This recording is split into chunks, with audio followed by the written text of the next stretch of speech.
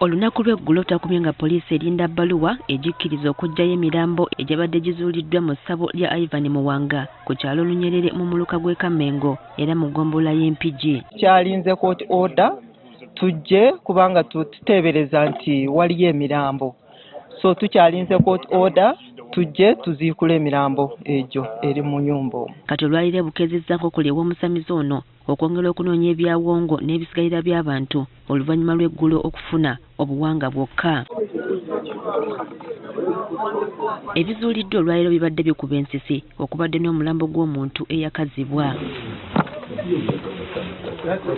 Mu birala kubaddeko emikono gy'omuntu nga gyasibiddwa mu lubugo, amannyo n'amagumba amalala. Mu masabo muno mubaddemu n'ebijambiya ebiriko omusaayi, amafumu, ebisigalira by'ebisolo n'ebintu ebirala bingi ebyawongo. Tusanzeyo abantu omusajja nga yamwambaza essuuti nga mulambo nga waliyo n'amagumba kaliko n'akawanga nga yabiteeka mu ngoye enjeru biri awo. Ekyatwewuunyisizza okulaba ng'ate omwana we omukozi gwe yamukuba eyasaddaasi. Ensonga nti omusajja oyo mbadde mulaba alimu n'engeri okusaddaaka abantu. Waliwo ow'ekinnaasi Nnalongo Nnaasamba Mutongole atuuse era olulabye ebisangiddwa mu masabo ga Muwanga n'ategeeza ng'ono batabadde mu byakusawula wabula yeekolera bibye. Era ku byenda bye n'ebino byenzizeemu n'endaba ng'amazima amatuufu omusajja ono si musamize naye mutemu. Ekyo kyendabye mutemu kubanga okulaba nti buli wamu waliwo omutwe gw'omuntu, waliwo emikono, waliwo amagulu. Bwe waba nga waliyo omuntu yenna asobola okukutunuza mu kintu nga kino n'ogenda ew'omuntu n'akugamba nti ndi musawo n'akutunuza mu kintu ekyo, nkubuulira ng'amazima amatuufu yamukka emabega. N'ab'ekinnaasi abalala mu Mpigi ono bamweganye nga bo bwe batamumanyi mu mulimu guno kubanga n'okusaddaaka omuntu tekuliiyo mu bye bakola.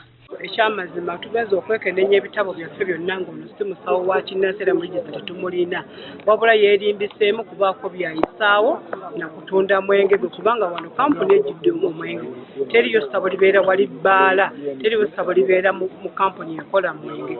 Ono ye tuzuuse nga layika ye mutemu yasalawo okutemula butemuzi n'atwerimbikamu bwerimbisi asobole okuttirako erinnya lyaffe. Tumwetaagira ddala kudda mu disitulikiti ya Mpigi bamuggalire mpaka emyaka gyonna kubanga singa amala n'akomawo atajja kutufuukira ekizibu.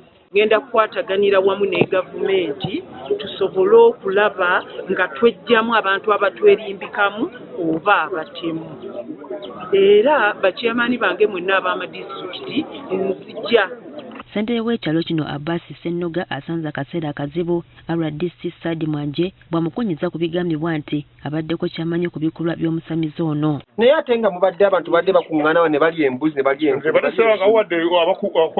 enkubuulira ne batu. Abatuuze bongedde okukolokota Muwanga nga babulwako abaana baabwe baagala bafune obwenkanya. Ani yansidde omwana wange yali kulala abaana basatu wa sista wange n'owa bulaza wange Ivan kale tewali kambonembone toki waabwe. Tusaba tufune obwenkanya eri abantu baffe batulondoolere ani akibaddemu omukono kuba tabadde yekka kukirabika wano. So tujja kusaba abakola ku byokwerinda batandike okunoonyereza ku bantu naddala abo abagenzi bazimba ebikomera.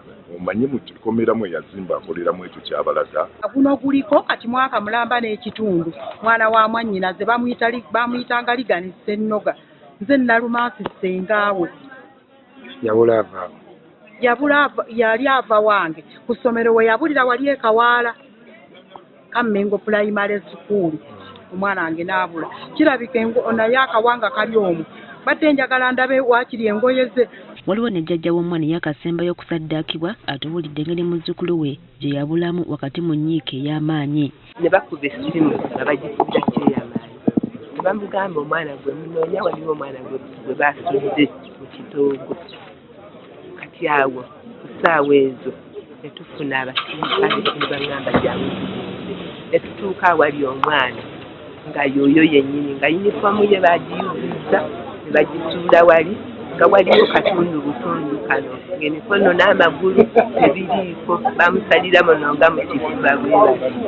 Amyuka RDC wa Mpigi Saadi Mwanje asabye abakulira abasawo b'ekinnansi okwekuba mu ttooki balongoose omulimu gwabwe n'okubiriza abatuuze okuba bakakkamu baleme kutwalira amateeka mu ngalo. Ate n'abasamize abalala tubakubiriza nti embeera yonna eriwo kati efuusa operation yakukebera masabo gonna so si wano wali ebizibu. Ono alaalisa abasawo b'ekinnansi nti bakukola ekikwekweto ekikambwe okwongera okubajjamu bannakigwanyizi. Nga bwalabye ttiimu gye tuleese kati empya y'omulimu gwayo kati omunene gwa kuyiikuula kubanga tufunye omukisa omulungi oba omubi bwe tuyiikuula tusangayo abafu wansi.